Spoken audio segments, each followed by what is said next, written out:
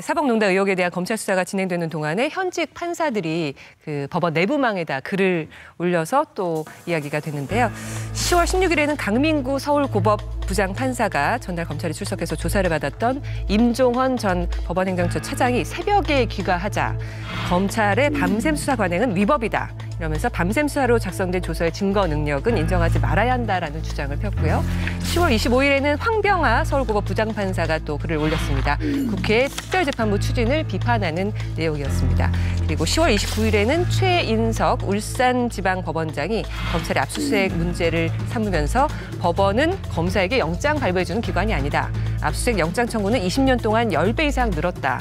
검찰을 무소불위의 빅브라더로 만들어준 것은 다름 아닌 우리 법원이라는 글을 올려서 이런 압수수색 문제를 짚어줬는데 안에서는 내부에서 논란이 확산되자 여태까지 뭐하다 이제 그런 얘기를 하시느냐 뭐 이러니까 본인은 30년 전부터 같은 주장을 했다.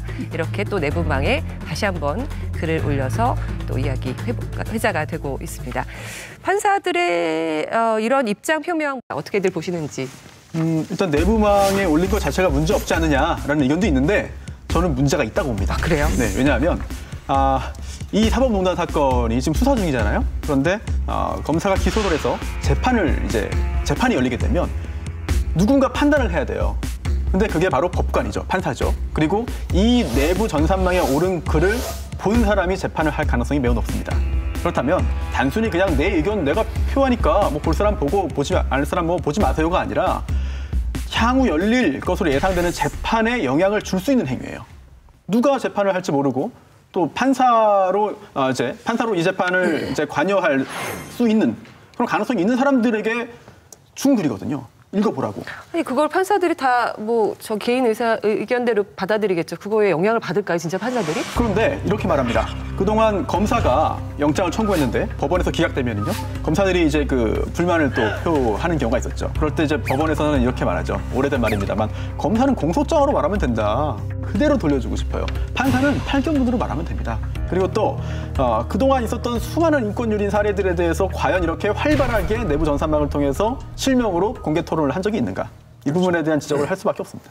실제로 제가 알기로 이 내부 전산망에요. 뭔가 이렇게 올리고 그랬던 사람들은 법원 내부에서 문제 판사로 보던 사람들이었어요. 예전에는 주로. 왜 저렇게 목소리를 높이지? 내부 고발 개념이었죠. 그런 식의 것이었단 말이에요. 근데 지금은 갑자기 목소리 높이는 이분들은 기존에는 이걸 보고 굉장히 불쾌했던 분들이었다는 거죠. 대부분의 경우에. 근데 또 한 가지는 저는 사실은 아까 제가 잠깐 언급했던 조선기사, 8월 23일 기사에서요. 영장 발부율 99% 법원이 직접 당해보면 압수수색 남발 바뀔까. 되게 묘한 말을 썼어요. 네. 그러면서 저는 이게 여기에 지금 적용이 되는데 바로 이제 당해보니까 나오고 있는 거죠, 판사들이. 득달같이 이제.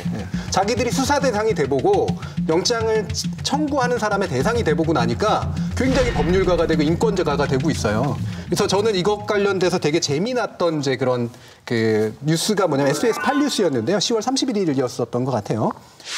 판사들이 최근에 수사받는 처지가 되니까 이런 걸 올리는 거 아니냐는 지적도 나오고 있습니다. 저는 굉장히 칭찬하고 싶은 보도 중에 하나입니다. 정확하게 문제를 짚었어요.